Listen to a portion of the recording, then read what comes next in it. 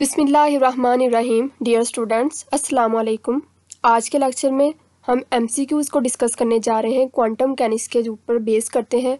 इनके डिस्कस करने का क्या रीज़न है, क्योंकि अब आपने पेपर्स में अपेयर होना है, चाहे वो ऑनलाइन एग्ज़ाम्स हों या फिज़िकल एग्ज़ाम्स हों, तो ये MCQs paper point of view से इंतहाई इम्पोर्टेंट है।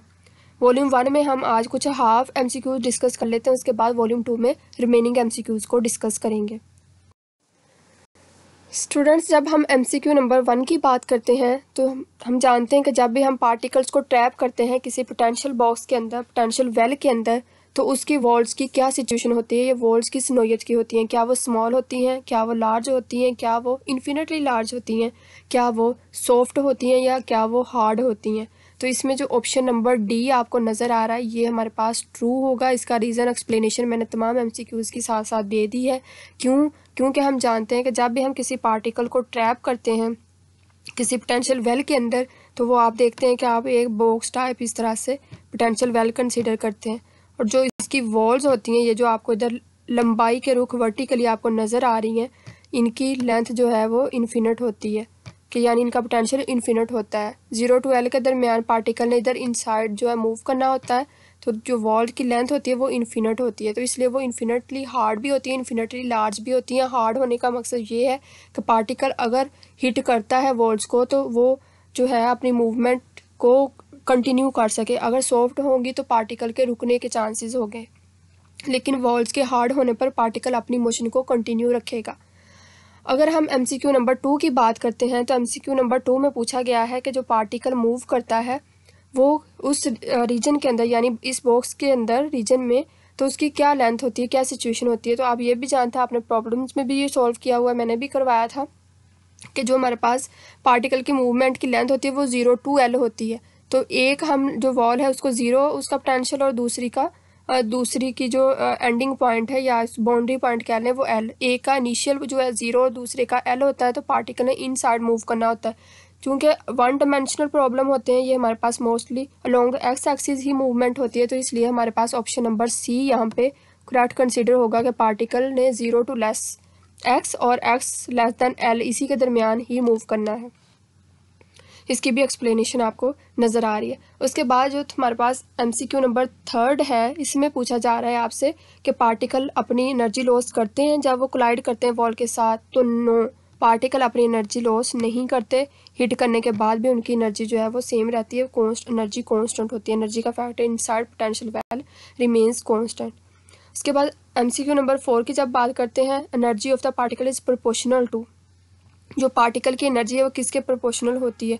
तो इसमें एमसीक्यू नंबर जो है सी, इसका 4 का आंसर जो है वो हमारे पास सी है, एन स्क्वायर के। ये हम डेरिवेशन से भी निकालते हैं, एन स्क्वायर के इक्वल होती है हमारे पास एनर्जी। एन टोटल जो हमारे पास फार्मूला होता है वो n square pi square h card square over 2ml square होता है। तो यहाँ पे अब चूँकि एन की बात की जा रही है तो इसलिए एन स्क्वायर के, जो कि हमारे पास क्वांटम नंबर्स होते हैं बेसिकली। उसके बाद हम जब एमसीक्यू नंबर 5 की बात करते हैं, for a particle inside a box the potential is maximum at x is equal to. Potential maximum कब होता है? पोटेंशियल मैक्सिमम तब होता है जब हमारे पास जो वॉल की लेंथ है 0 to L, क्योंकि मैंने जैसे कहा इनिशियल कंडीशन हमारे पास पार्टिकल को मूव करवाने की 0 होती है, एक्स इज इक्वल टू 0, और मैक्सिमम L होती है। 0 और L के दरमियान पार्टिकल ने मूव करना होता है। तो इसमें हमारे पास जो ऑप्शन नंबर ए है ये है करेक्ट आंसर। इसकी भी एक्सप्लेनेशन गिवन है। In a box with infinitely high barriers with infinitely hard walls the potential is infinite when X is equal to 0 and when X is equal to L। तो 0 पे भी आपके पास potential जो है वो इन्फिनिट होता है, और x is equal to L पर भी आपके पास जो पोटेंशियल है वो हाई होता है या इन्फिनिट होता है। तो स्टूडेंट, जब हम एमसीक्यू नंबर 6 की बात करते हैं तो हमारे पास आ जाता है the value of eigen value of particle in a box. जो पार्टिकल होता है बॉक्स के अंदर उसकी आइगन वैल्यू क्या होती है। तो ये आपको डायरेक्टली, आपने अगर प्रॉब्लम सॉल्व किए होंगे तो आपको ये पता होगा, आप डायरेक्टली बता सकते हैं कि option number D is the correct answer. क्योंकि जब हम वो कैलकुलेशन करते हैं श्रोडिंगर इक्वेशन अप्लाई करने के बाद, तो हमारे पास रिजल्ट पे जो वेव फंक्शन निकलते हैं और एनर्जी की वैल्यू निकलती है। वेव फंक्शन का रिजल्ट निकलता है और एनर्जी का निकलता है। तो उस सिचुएशन में हमारे पास जो वैल्यू आती है वो आइगन वैल्यू कहलाती है, और वो 2/L अंडर रूट के इक्वल होती है। वो इस सिचुएशन में होती है जब पार्टिकल जो है बॉक्स के अंदर नॉर्मलाइज्ड होता है या नॉर्मलाइजेबल होता है, तो फिर साइन के साथ हमारे पास फंक्शन आता है √2/L की फॉर्म में। सिमिलरली जब हम MCQ नंबर 7 की बात करते हैं, particle in a box can never be at rest, true और false? Yes it is true. इसका आंसर आपके पास ऑप्शन नंबर ए, पार्टिकल जो बॉक्स के अंदर होता है वो कभी भी ज़ीरो, मतलब उसकी रेस्ट जो है वो ज़ीरो नहीं होती, वो रुकता नहीं है, वो मूव करता रहता है। If the particle in a box has zero energy, it will be at rest inside the well and it violates the Heisenberg uncertainty principle. Thus, the minimum energy possessed by a particle is not equal to zero. तो जो minimum energy होती है वो भी equal to आपके पास zero नहीं होती है, पार्टिकल कभी भी बॉक्स के अंदर रेस्ट में नहीं होता। MCQ number 8, what is the minimum energy possessed by the particle in a box? तो मिनिमम एनर्जी का फार्मूला ये भी आप कैलकुलेशंस के बाद बता सकते हैं कि एनर्जी का फार्मूला आपके पास इक्वल टू होता है π²h²/2mL²। Answer number B. MCQ number 8 का आपके पास ऑप्शन नंबर बी जो है इसका करेक्ट आंसर है। अगर ये इसके इक्वल नहीं होगा तो फिर वो वायलेशन होगी हाइजेनबर्ग अनसर्टेनिटी प्रिंसिपल की। तो π²h²/2mL² is the right answer. MCQ number 9, the wave function of a particle in a box is given by. तो ये भी हमें कैलकुलेशंस के बाद पता चलता है कि जो हमारे पास वेव फंक्शन आता है वो तो साइन की फॉर्म में होता है, साथ में जो आइगन वैल्यू होती है वो 2/L की फॉर्म में होती है। तो ये हमारे पास टोटल फंक्शन बनता है। Answer number where choice number और option number B which is √2/L sin n πx/L। MCQ number 10 represent कर रहा है आपके पास, आपने इसमें बताना है कि ये जो आपको डायग्राम नज़र आ रही है इसमें वेव फंक्शन की कितनी स्टेट्स हैं। तो आप जब वेव फंक्शन को इस तरह स्टेट की फॉर्म में रिप्रेजेंट करते हैं तो ये आपके पास 2 स्टेट का क्वांटम मैकेनिकल सिस्टम नज़र आ रहा है, यानी इसका ऑप्शन नंबर बी जो है वो आपके पास करेक्ट कंसिडर होगा। आप स्टेट्स किस तरह से बता सकते हैं? आप जानते हैं कि जब आप राइट करते हैं इनको ड्रॉ करते हैं स्टेट्स को, किसी वेव फंक्शन की स्टेट्स को, तो वो आप इस तरह से ड्रॉ करते हैं कि आपके पास ये इस तरह से वेव बनती है क्वांटम नंबर के हिसाब से। तो ये आपके पास जो मैंने अभी ड्रॉ की है ये आपके पास n = 3 के लिए होगी, n = 3 के लिए, और इसी तरह से ये इंक्रीज़ करती जाएगी क्वांटम नंबर के हिसाब से। जो ऑलरेडी आपको डायग्राम गिवन थी उसमें आपके पास 2 आपको नज़र आ रहे हैं, तो यहाँ पे जो स्टेट होगी क्वांटम स्टेट इस वेव फंक्शन के लिए वो 2 होगी, जो डायग्राम आपको नज़र आ रही है उसके अंदर। सिमिलरली हमारे पास जो नेक्स्ट MCQ है, calculate the 0 point energy for a particle in an infinite potential well for an electron confined to a 1 nanometre atom. हम फार्मूला लगाएंगे एनर्जी का, 0 पॉइंट एनर्जी हमने फाइंड आउट करनी है, स्टेटमेंट में गिवन है π²h²/2mL²। तो ये फार्मूला लगाने के बाद जो इधर आपको फार्मूला नज़र आ रहा है, ये सारी कैलकुलेशंस मैंने कर दी हैं। इनको करने के बाद जो हमें रिज़ल्ट हमने गेट किया है वो है 5.9 × 10⁻⁻29 joule. So option number C is the correct answer. MCQ number 12, जो हमारे पास श्रोडिंगर वेव इक्वेशन होती है, इसे आप सब फेमिलियर हैं, किस तरह से राइट करते हैं, कौन सा इसके लिए एक्सप्रेशन जो है वो करेक्ट एक्सप्रेशन है, किस तरह से ड्राइव करते हैं।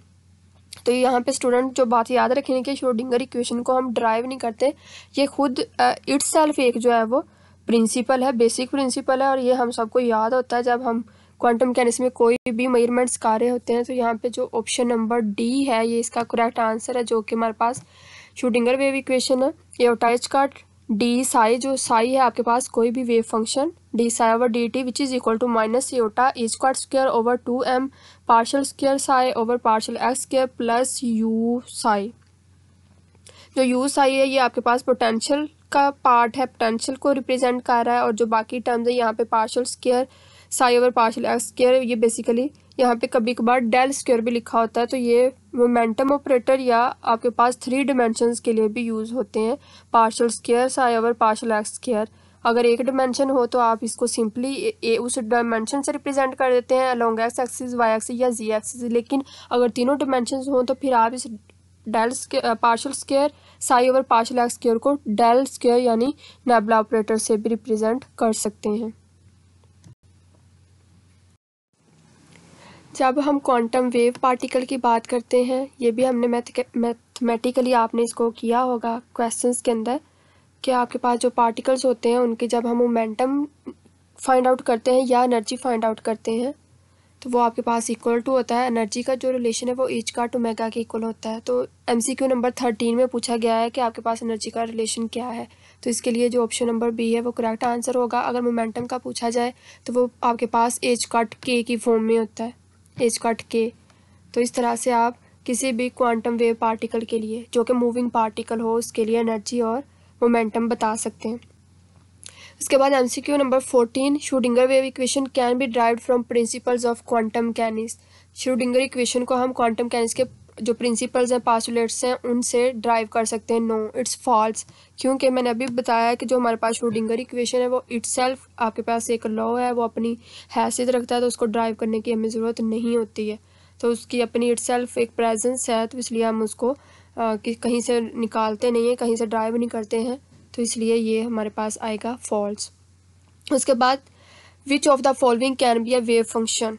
तो आपने वेव फंक्शन अभी तक जितने प्रॉब्लम्स में ड्रॉ किए हैं आपने देखा होगा वो साइन की फॉर्म में होते हैं। Option number B is correct answer, क्योंकि साइन हमारे पास एक सिंगल वैल्यूड और कंटिन्यूस फंक्शन होता है। तो वेव फंक्शन हमेशा सिंगल वैल्यूड होते हैं और कंटिन्यूस होते हैं। बाकी जो यहाँ पे दूसरे फंक्शंस हैं जैसे कि टेंजेंट, कोटेंजेंट, सीकेंट, ये आपके पास डिसकंटिन्यूस हो सकते हैं और डबल वैल्यूड हो सकते हैं। तो इसलिए किसी भी फंक्शन के लिए सिंगल वैल्यूड होना और कंटिन्यूस होना ज़रूरी है, जो कि जिसके लिए साइन जो है वो सूटेबल क्वान्टिटी है या सूटेबल ट्रिग्नोमेट्रिक प्रॉपर्टी है। उसके बाद MCQ number 16, which of the following is not a characteristic of wave function. कौन सी जो इनमें से चार ऑप्शंस गिवन है जो कि खसूसियत नहीं है वेव फंक्शन की? Continuous, single valued, differentiable, physically significant. तो इसमें जो ऑप्शन नंबर डी है ये इसका आंसर है, क्योंकि किसी भी वेव फंक्शन की फिजिकल सिग्निफिकेंस नहीं होती। हम उनको यूज़ करते हैं मेजरमेंट्स करने के लिए, या उनको हम पार्टिकल्स हमारे पास ट्रैप होते हैं या उनको हम फाइंड आउट करने के लिए उनकी लोकेशन, तो इस तरह से वो सिचुएशंस के हिसाब से बदलते रहते हैं, लेकिन उनकी कोई अपीयरेंस एग्जिस्ट नहीं करती, वो फिजिकली एग्जिस्ट नहीं करते हैं। तो option number D is the correct answer. उसके बाद MCQ number 17, D psi over D S where psi represents any wave function और state vector must be zero. तो ये भी आपके पास फॉल्स होगा कि ये हमेशा आपके पास ज़ीरो होना ज़रूरी नहीं है, क्योंकि आपके पास जो स्टेट वेक्टर्स होते हैं या स्टेट फंक्शंस होते हैं कंटिन्यूस और सिंगल वैल्यूड होते हैं, चाहे वो टी पे डिपेंड कर रहे हों या ना कर रहे हों, या किसी वो अलोंग एक्स एक्सिस हो, वाई एक्सिस हो या जी एक्सिस हो, वो आपके पास नॉर्मलाइज्ड हो सकते हैं, लेकिन वो ज़ीरो मस्ट भी ज़ीरो नहीं हो सकते। उसके बाद next MCQs, any wave function can be written as a linear combination of eigenvectors, eigenvalues, eigenfunctions और ऑपरेटर्स। तो इसमें जो आपके पास सी ऑप्शन है ये करेक्ट है। आइगन फंक्शंस, हम जब भी कोई वेव फंक्शन राइट करते हैं तो हम उसको लिखते हैं linear combination of eigen functions, जैसे कि आपको एक्सप्लेनेशन में नज़र आ रहा है। साई एक्स जो है हम रिप्रेजेंट कर रहा है हमारे पास एक फंक्शन को, वेव फंक्शन को, और इसको हमने लिखा है equal to right hand side where A and B are constant. A और बी दोनों हमारे पास कांस्टेंट है, बाकी जो एफ ऑफ एक्स और जी ऑफ एक्स है ये रिप्रेजेंट कर रहा है आइगन फंक्शंस को। तो इस तरह से जो हम लीनियर कम्बिनेशन लिखते हैं आइगन फंक्शंस का वो इक्वल टू होता है टोटल वेव फंक्शन के। MCQ number 19, the Schrodinger equation is a differential equation. No, ये आपके पास इसका आएगा answer number B option, false, क्योंकि श्रोडिंगर इक्वेशन हमारे पास पार्शियल डिफरेंशियल इक्वेशन होती है, इसकी अपनी एग्जिस्टेंस होती है, हम इसको ड्राइव नहीं करते हैं। हमारे पास टू टाइप्स की श्रोडिंगर इक्वेशन होती है, टाइम डिपेंडेंट और टाइम इंडिपेंडेंट। जो हमारे पास टाइम इंडिपेंडेंट फॉर्म होती है इसको हम स्टेडी स्टेट फॉर्म भी कहते हैं, और हमारे पास श्रोडिंगर इक्वेशन में या जो वेव फंक्शंस होते हैं वो सिंगल वैल्यूड और कंटिन्यूस होते हैं। तो ये हमारे पास डिफरेंशियल इक्वेशन नहीं बल्कि पार्शियल डिफरेंशियल इक्वेशन होती है, तो इसलिए इसका आंसर बी आएगा हमारे पास। एमसीक्यू नंबर 20 देख लेते हैं, which of the following can be a solution of Schrodinger equation.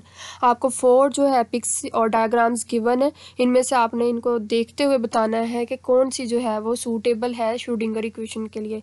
तो जो इसमें आपके पास है answer number MCQ number C, this one is C is the correct answer, because as we know that Schrodinger equation base करती है, लाई करती है स्टेट वेक्टर्स के ऊपर, और स्टेट वेक्टर्स या स्टेट फंक्शंस जो हैं वो कंटिन्यूस होते हैं और सिंगल वैल्यूड होते हैं, यानी उनके सोल्यूशन हमारे पास स्टेडी स्टेट फॉर्म में होते हैं। तो जो हमारे पास डायग्राम सी है यही सिर्फ स्टेडी स्टेट जो है रिप्रेजेंटेशन कर रही है, बाकी जो वैल्यूज़ हैं वो कुछ में हमारे पास डबल वैल्यूड भी डायग्राम्स हैं, जैसे कि आपके पास डायग्राम नंबर डी है, और इसके अलावा कुछ में जो डिसकंटिन्यूटी एग्जिस्ट करती है, जैसे कि डायग्राम नंबर बी और डायग्राम नंबर ए। तो इस तरह से इसका जो पॉसिबल ट्रू आंसर है वो आपके पास बनता है diagram number C, Schrodinger equation को जो अगर ग्राफिकली हम रिप्रेजेंट करें उसके सॉल्यूशन को। तो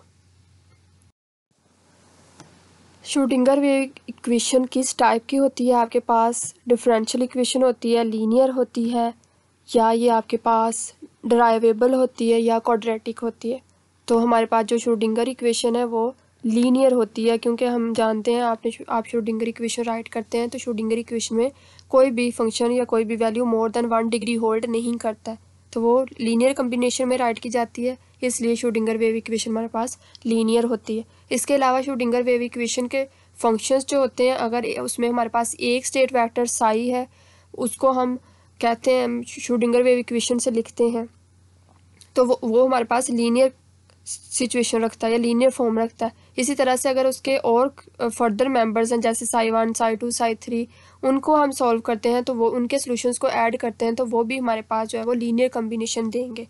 तो हमारे पास जितने भी सॉल्यूशन हो श्रोडिंगर वेव इक्वेशन को, उनको लीनियर कम्बिनेशन में यानी कि एडिशन फॉर्म में राइट किया जा सकता है।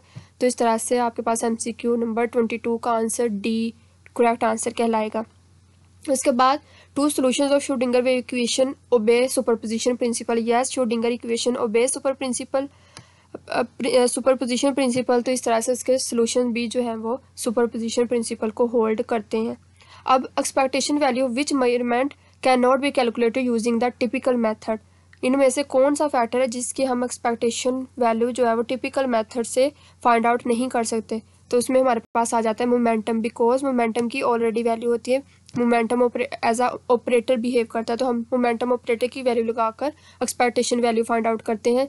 जबकि पोजीशन, स्पीड और एनर्जी के लिए ऑपरेटर नहीं होता, तो इसलिए इनको हम टिपिकली दूसरे जो सिंपल एक्सपेक्टेशन का फार्मूला, एक्सपेक्टेशन वैल्यू का फार्मूला वो अप्लाई करते हुए उनकी हम मेजरमेंट्स करते हैं। उसके बाद wave function do not show interference. नहीं, ये फॉल्स है, क्योंकि जैसे हम जानते हैं कि श्रोडिंगर वेव इक्वेशन जो है वो भी हम वेव फंक्शंस की मदद से ही सॉल्व करते हैं ना। श्रोडिंगर वेव इक्वेशन में भी वेव फंक्शन इन्वॉल्व होता है जैसे साई। तो इस तरह से जब श्रोडिंगर वेव इक्वेशन इंटरफेरेंस को होल्ड करती है, इंटरफेरेंस को रिप्रेजेंट करती है, शो करवाती है, तो वेव फंक्शन भी इंटरफेरेंस फिनोमेना को होल्ड करते हैं और उसको डिस्प्ले कर सकते हैं। तो इसलिए ये हमारे पास वेव फंक्शन जो है वो होल्ड करता है इंटरफेरेंस को, तो ये ट्रू होगा। यहाँ पे इस MCQ नंबर 25 में डू नॉट लिखा हुआ था, इसलिए ये फॉल्स यहाँ पे होगा। उसके बाद MCQ number 26, how is information extracted from a wave function. किसी भी वेव फंक्शन से किस तरह इंफॉर्मेशन ली जा सकती है? एक्सट्रैक्टेड का मतलब निकालना या लेना। तो उस सिचुएशन में हम क्या करते हैं, वेव फंक्शन की हम एक्सपेक्टेशन वैल्यू लगाते हैं और एक्सपेक्टेशन वैल्यू से जो हमें रिजल्ट मिलता है वो उसके बारे में हमें इंफॉर्मेशन होती है कि ये हमें किस नौयत का जो है फंक्शन मिल रहा है। तो यहाँ पे हमारे पास expectation value is the right answer for MCQ number 26। Also, once Schrodinger wave equation has been solved for a particle, the resulting wave function contains all the information about the particle. This information can be extracted from the wave function by calculating its expectation value. तो किसी भी particle की information extract करने के लिए हम उसके wave function के साथ साथ उसकी एक्सपेक्टेशन वैल्यू फाइंड आउट करते हैं, तो इस तरह से हम उसके बारे में इंफॉर्मेशन गेट कर सकते हैं। श्रोडिंगर वेव इक्वेशन जब हम राइट करते हैं किसी भी पार्टिकल की मोशन के लिए, तो उसके अंदर जो रिस्ट्रिक्शन होती है, रुकावट होती है, वो होता है उसका पोटेंशियल। तो पोटेंशियल एनर्जी अगर हमें नाउन होगी, यानी कि ऑप्शन नंबर डी जो है MCQ नंबर 27 का वो करेक्ट होगा। हमें जब पोटेंशियल एनर्जी फाइंड आउट कर लेते हैं तो हम श्रोडिंगर इक्वेशन राइट कर सकते हैं इजीली और वेव फंक्शन को फाइंड आउट कर सकते हैं। इसके बाद 3D सिस्टम हो तो श्रोडिंगर इक्वेशन क्या चेंज हो जाती है? नो, श्रोडिंगर इक्वेशन सेम रहती है, चाहे 1D हो, 2D हो या 3D हो। जस्ट जो हमारे पास न्यू डायमेंशन या पैरामीटर्स आते हैं उनको हम ऐड ज़रूर कर लेते हैं उस इक्वेशन के अंदर, लेकिन एज अ होल रिजल्ट हमारे पास श्रोडिंगर इक्वेशन का सेम ही रहता है। जो हमारे पास ओरिजिनल फॉर्म में बेसिक प्रिंसिपल है श्रोडिंगर इक्वेशन का, वो सेम रहता है। अब हमारे पास जो वैल्यूज़ होती हैं एनर्जी की श्रोडिंगर स्टेडी स्टेट यानी टाइम इंडिपेंडेंट इक्वेशन के अंदर, तो वो किस लिए हम सॉल्व करते हैं? तो वो हमारे पास हम सॉल्व करते हैं आइगन वैल्यूज़ के लिए। आइगन वैल्यूज़ जो हमें एनर्जीज देती हैं उसके लिए हम फाइंड आउट करते हैं। ऑल्सो हम जानते हैं आइगन वैल्यूज डिपेंड करती हैं या रिलेट करती हैं आइगन फंक्शन के साथ। Next the energy levels are proportional to, energy level किसके प्रोपोर्शनल होते हैं, तो वो हमारे पास क्वांटम नंबर के इन्वर्सली होते हैं, यानी ऑप्शन नंबर डी n/2 यानी जो एनर्जी लेवल, अगर एनर्जी की बात करते हैं तो एनर्जी डायरेक्टली n² यानी क्वांटम नंबर के डायरेक्ट प्रोपोर्शनल होती है, लेकिन अगर एनर्जी लेवल्स की बात करते हैं तो वो हमारे पास फिर इन्वर्सली प्रोपोर्शनल होते हैं क्वांटम नंबर्स के। Total energy is quantized but not angular momentum of the quantum particle, तो ये हमारे पास फॉल्स होगा। एनर्जी भी हमारे पास क्वांटाइज्ड होती है और एंगुलर मोमेंटम भी क्वांटाइज होता है। इसके लिए एग्जांपल बेशक देख लें, हाइड्रोजन एटम के लिए हमारे पास फार्मूला अवेलेबल है एंगुलर मोमेंटम का, और अगर हम इसमें वैल्यूज़ वेरी करवाते हैं L = 0 to so on n-1 तक, तो आप देखेंगे कि हमारे पास एंगुलर मोमेंटम भी क्वांटाइज्ड होता है। तो इसलिए एनर्जी और एंगुलर मोमेंटम दोनों ही क्वांटाइज्ड होते हैं, तो इसके लिए हमारे पास option number B is correct. Which quantity is said to be degenerate for this equation, आपके पास इक्वेशन आइगन इक्वेशन बेसिकली आपको नज़र आ रही है। आप ऑपरेटर एच जो कि हैमिल्टोनियन ऑपरेटर है इसको स्टेट के ऊपर अप्लाई करते हैं और एज अ रिजल्ट आपको एनर्जी और सेम स्टेट मिल जाता है। तो इस इक्वेशन से हमारे पास किस चीज़ की डिजेनरेसी जो है होल्ड करती है ये हमें नज़र आती है, आइगन वेक्टर्स की, आइगन वैल्यूज़ की, आइगन फंक्शंस की या ऑपरेटर्स की। तो अगर हम सिर्फ इस इक्वेशन को देखते हैं, इस पर कोई कैलकुलेशंस फर्दर करने से पहले सिर्फ इक्वेशन को देखते हैं, तो इसमें डिजेनरेसी जो होल्ड करती है वो सिर्फ eigenfunctions option number C के लिए एग्जिस्ट करती है। उसके बाद फर्दर हम एनर्जी और जो स्टेट वेक्टर्स होते हैं या आइगन वैल्यूज़ होती हैं एनर्जी की, उसके लिए हम फर्दर वैल्यूज़ निकाल सकते हैं। लेकिन इस इक्वेशन को देखते हुए हमारे पास जो डिजेनरेसी होल्ड करती है वो सिर्फ आइगन फंक्शंस के लिए होती है। For a box with infinitely hard walls the potential is maximum, हम जानते हैं कि जो पोटेंशियल होता है, पोटेंशियल वैल्यू उसकी वॉल्स हमेशा हार्ड वॉल्स होती हैं, तो उसका पोटेंशियल हमेशा मैक्सिमम होगा एल के लिए, ऑप्शन नंबर ए के लिए। एल पर 0 to L मूव करना होता है पार्टिकल ने, तो एल उसके लिए मैक्सिमम होगी, मैक्सिमम बाउंड्री पॉइंट होगा। फेज स्पेस इज अ, जो फेज स्पेस होती है वो कौन सी स्पेस होती है, फेज स्पेस हमारे पास पोजीशन कोऑर्डिनेट्स होते हैं XYZ और साथ में मोमेंटम कोऑर्डिनेट्स होते हैं। तो 3 हमारे पास पोजीशन कोऑर्डिनेट्स XYZ और 3 ही मोमेंटम कोऑर्डिनेट्स, तो 3 3 6, तो हमारे पास टोटल जो फेज स्पेस होती है वो 6 डिमेंशनल स्पेस होती है। उसके बाद Maxwell Boltzmann law is for distinguishable particles, indistinguishable particles, particles with half integral spin, particles with integral spin। तो ये मैंने आपको करवाया था जब हमने आइडेंटिकल पार्टिकल्स का कंप्लीट चैप्टर स्टडी किया था, कंप्लीट सीरीज। तो मैक्सवेल बोल्ट्जमैन लॉ जो होल्ड करता है वो हमारे पास होता है डिस्टिंग्विशेबल पार्टिकल्स के लिए, जो कि बेसिकली क्लासिकल पार्टिकल्स होते हैं जिसमें हमारे पास एटम्स और मॉलिक्यूल्स जो मोस्ट कॉमन होते हैं। तो ऐसे पार्टिकल्स के लिए हम मैक्सवेल बोल्ट्जमैन लॉ अप्लाई करते हैं। मैक्सवेल बोल्ट्जमैन लॉ का एक्सप्रेशन क्या है, तो वो हमारे पास इधर ऑप्शन नंबर सी में जो आपको नज़र आ रहा है, ये हमारे पास मैक्सवेल बोल्ट्जमैन एक्सप्रेशन है या फार्मूला है, जिसमें 1/e पर रेज टू यानी एक्सपोनेंशियल पर raise to alpha plus E/kT, where E is the energy, K is the Boltzmann constant, T is the temperature and alpha is a parameter which is depends on the volume and temperature of the gas. Maxwell Boltzmann statics can not be applied to, जो Maxwell Boltzmann statics है वो किन particles के लिए applicable नहीं है। तो जो बेसिकली हम मैक्सवेल बोल्ट्जमैन स्टैटिक्स अप्लाई करते हैं वो ऐसे पार्टिकल होते हैं जो डिस्टिंग्विशेबल पार्टिकल होते हैं, जिनको एक दूसरे से डिफ्रेंशिएट करना आसान होता है। जो हमारे पास फोटोन्स होते हैं वो इनडिस्टिंग्विशेबल पार्टिकल्स होते हैं, इनको आसानी से एक दूसरे से अलग करना जो है हमारे लिए मुश्किल होता है। तो इसलिए हम फोटोन्स ऐसे पार्टिकल्स हैं जिनके ऊपर मैक्सवेल बोल्ट्जमैन स्टैटिक्स अप्लाई नहीं कर सकते। फर्मी डिराक स्टैटिक्स किन पार्टिकल्स के लिए होती है, ऐसे पार्टिकल्स जो कि हाफ इंटीग्रल स्पिन रखते हैं। फर्मियोन्स बेसिकली हमारे पास निकला है फर्मी डिराक स्टैटिक्स, जो कि फर्मियोन्स फर्मी डिराक स्टैटिक्स को होल्ड करते हैं, तो वो हमारे पास हाफ उनकी इंटीग्रल स्पिन होती है। तो वो इसमें हमारे पास आंसर नंबर जो ऑप्शन नंबर सी है ये करेक्ट कंसीडर होगा। उसके बाद नेक्स्ट जो है हमारे पास अगला कि the difference between fermions and bosons, कि फर्मियोन्स और बोसोन में डिफरेंस क्या है। तो हम जानते हैं कि जो हमारे पास फर्मियोन्स होते हैं वो पॉली एक्सक्लूजन प्रिंसिपल को होल्ड करते हैं। ये हमने आइडेंटिकल पार्टिकल सीरीज़ में तमाम लेक्चर्स में हम जानते हैं, हम पढ़ चुके हैं। फर्मी डिराक स्टैटिक्स को भी हम स्टडी कर चुके हैं और बोस-आइंस्टाइन स्टैटिक्स के बारे में भी हम जानते हैं। तो फर्मियोन्स पॉली एक्सक्लूजन प्रिंसिपल को होल्ड करते हैं और जो हमारे पास बोसोन्स होते हैं वो पॉली एक्सक्लूजन प्रिंसिपल को होल्ड नहीं करते। इसलिए ये डिफरेंस दोनों में यही है कि boson do not obey Pauli exclusion principle. So answer is B. Maxwell Boltzmann law को जब हम प्रोबेबिलिटी फॉर्म में लिखते हैं तो इसका एग्जैक्ट फार्मूला क्या है? वो फार्मूला है इक्वेशन MCQ के 40 MCQ के ऑप्शन नंबर सी में। ये आप जब ड्राइव करते हैं अपने सॉलिड स्टेट फिजिक्स में भी ये ड्राइव किया हो, G/E पर raise to alpha plus beta E+1 ये प्रोबेबिलिटी फैक्टर है मैक्सवेल-बोल्ट्जमैन लॉ के लिए।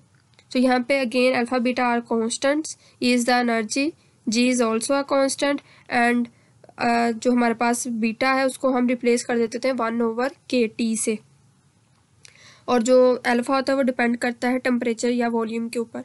तो ये हमारे पास जो एग्जैक्ट फार्मूला है या करेक्ट फार्मूला है वो है ऑप्शन नंबर सी।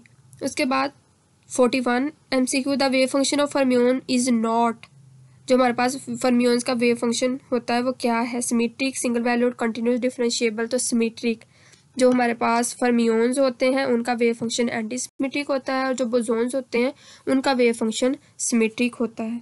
तो इसलिए हमारे पास जो करेक्ट आंसर आएगा वो होगा C. Fermi Dirac statistics can not be applied to. Fermi Dirac statics को हम किन पार्टिकल्स पे अप्लाई नहीं कर सकते? फर्मी डायराक स्टैटिक्स फर्मियोन जो होल्ड करते हैं।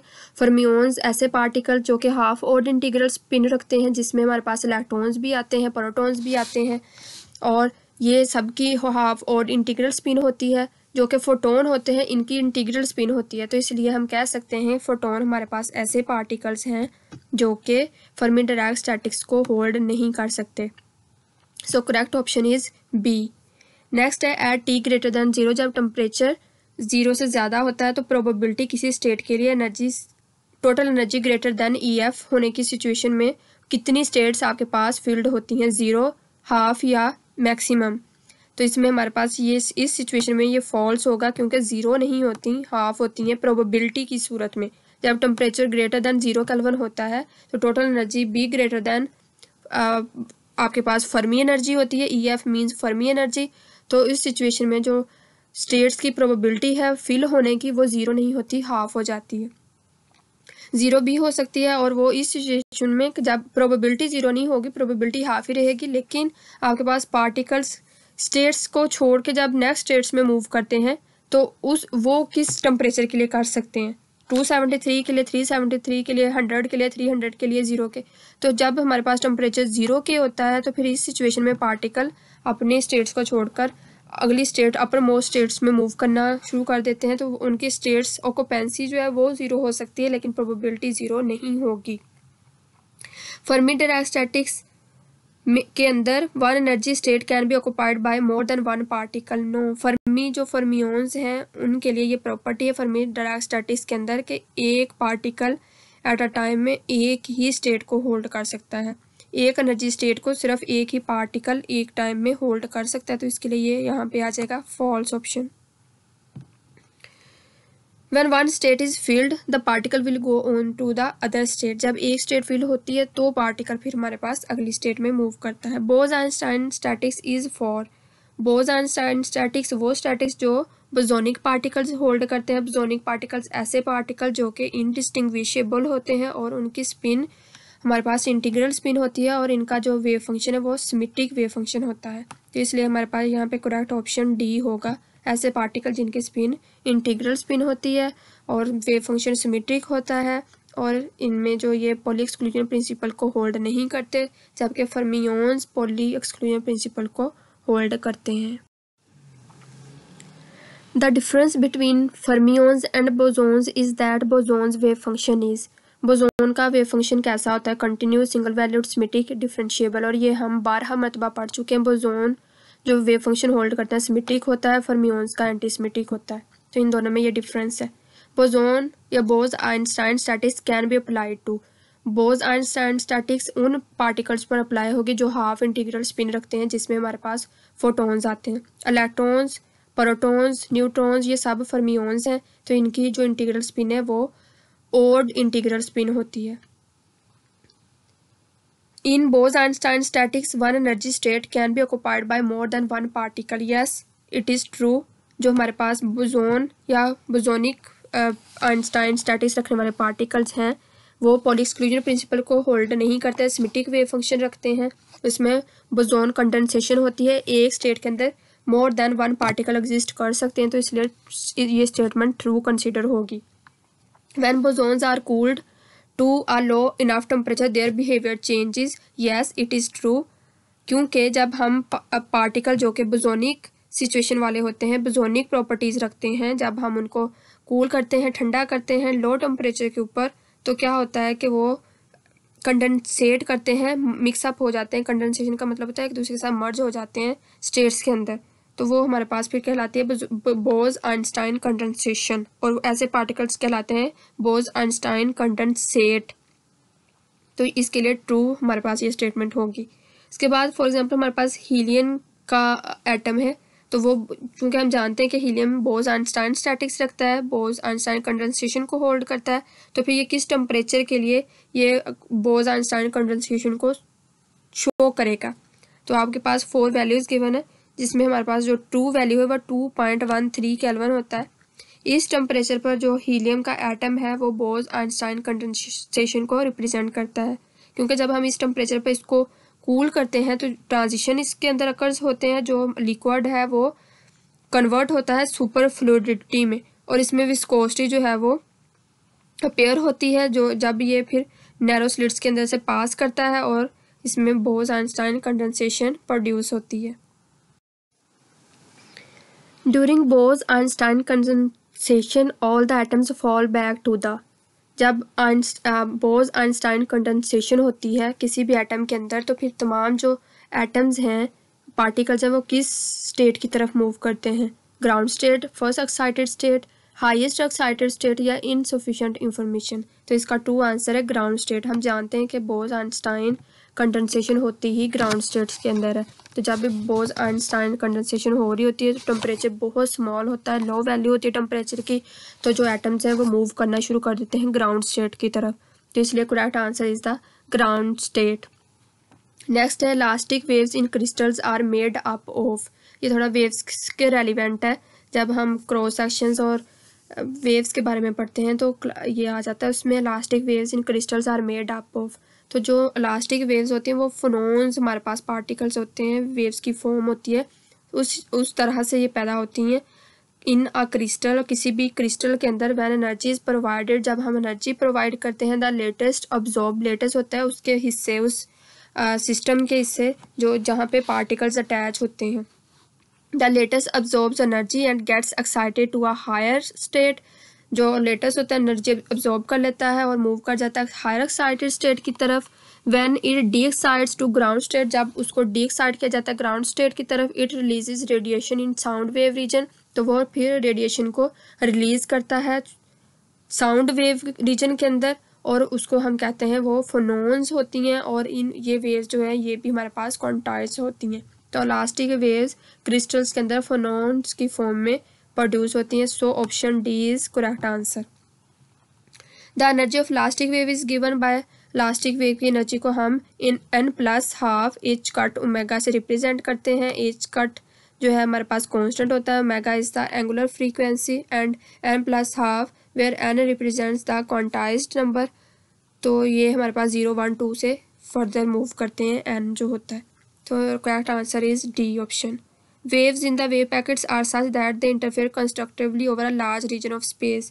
कंस्ट्रक्टिव इंटरफेरेंस नहीं होती वेव्स के अंदर, डिस्ट्रक्टिव होती है जब वो पैकेट्स की फॉर्म में मूव करते हैं, तो option B is the true, क्योंकि ये हमारे पास फॉल्स होगा। कंस्ट्रक्टिव इंटरफेरेंस नहीं होती, डिस्ट्रक्टिव इंटरफेरेंस होती है जब वेव्स पैकेट्स की फॉर्म में मूव करती हैं। वेव पैकेट्स होते हैं जब हमारे पास डिफरेंट पैकेट्स मिलकर ग्रुप की शक्ल इख्तियार कर लेते हैं। Psi must be normalizable, psi is a state vector और स्टेट फंक्शन, तो उसको नॉर्मलाइज होना चाहिए। यस ट्रू, क्योंकि जब भी हम साई के बारे में या साई से स्टडी कर रहे होते हैं, मेजरमेंट्स कर रहे होते हैं, तो हम उसका इंटीग्रल मल्टीपल होना बहुत ज़रूरी है, तो इसलिए साई नॉर्मलाइज आपके पास होता है स्टेट वेक्टर, नॉर्मलाइज होगा तो आप जो है वो फिर बाकी फर्दर उसके ऊपर कैलकुलेशंस कर सकते हैं। Next chronicle data function defined by, ये जो क्वांटम मैकेनिक्स के स्टार्टिंग लेक्चर्स थे उनमें क्रोनिकल डाटा फंक्शन को मैंने डिफाइन किया था कि आपके पास क्रोनिकल डाटा फंक्शन को हम इस नोटेशन से रिप्रेजेंट करते हैं जो आपको इधर नज़र आ रहा होगा डेल्टा की फॉर्म में। तो ये आपके पास होता है delta n m is equal to, आपके पास 1 और 0 होता है। 1 तब होगा जब n इक्वल टू m होगा और 0 तब होगा जब n not equal to m होगा। So option A is the correct answer. 0 0 नहीं हो सकता, 1 1 भी नहीं हो सकता। तो 1 तब होगा जब दोनों आपके पास प्रॉपर्टीज इक्वल होंगी और 0 तब होगा जब दोनों ही इक्वल नहीं होंगी। एन एम में भी कर सकते हैं, आई जे में भी कर सकते हैं। अगर आई जे में करेंगे तो फिर आई इक्वल टू जे और 0 तब होगा जब आई नॉट इक्वल टू जे। उसके बाद कंप्लीटनेस प्रॉपर्टी या क्लोजर रिलेशन जो होता है बेसिस के अंदर किसी भी पार्टिकल के लिए, किसी भी एक सिस्टम के लिए जब हम बेसिस के अंदर कंप्लीटनेस प्रॉपर्टी राइट करते हैं, क्लोजर रिलेशन राइट करते हैं, तो वो हमारे पास आइडेंटिटी ऑपरेटर के इक्वल होता है और जो समीशन होता है वो n इक्वल टू इन्फिनिट होता है। तो अगर हमारे पास बेसिस सेम होंगी तो वो ट्रू होगा, अगर बेसिस सेम नहीं होंगी तो फॉल्स होगा। जैसे कि आपको ऑप्शन नंबर ए में नज़र आ रहा है बेसिस m और n में है। सिमिलरली ऑप्शन नंबर बी में n और m है। सिमिलरली ऑप्शन नंबर सी में i और m है और ऑप्शन नंबर डी में n और n है। इसमें ट्रू आंसर आपके पास डी है क्योंकि इसमें दोनों ही बेसिस सेम है n n। तो ये सिमिलर बेसिस होंगी तो आपके पास जो आइडेंटिटी ऑपरेटर है, आई ऑपरेटर है, वो ये क्लोजर प्रॉपर्टी और कंप्लीटनेस प्रॉपर्टी को होल्ड करेगा। उसके बाद आपने MCQ नंबर 59 में कंसीडर करना है कैट जो कि गिवन है, इधर आपको नज़र आ रहा होगा ket which is are row matrix. As we know that ket is a column matrix और bra is a row matrix. तो कैट आपको यहाँ पे नज़र आ रहा है जो कि कॉलम मैट्रिक्स की फॉर्म में।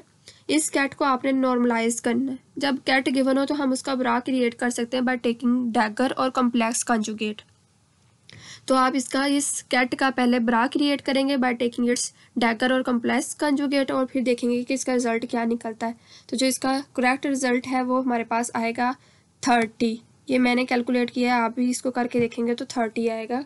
क्या करेंगे, पहले ब्रा क्रिएट करेंगे और फिर इन दोनों की आप इनर प्रोडक्ट लेंगे इस तरह से नॉर्मलाइज कंडीशन के लिए, तो 30 के इक्वल आएगा आंसर।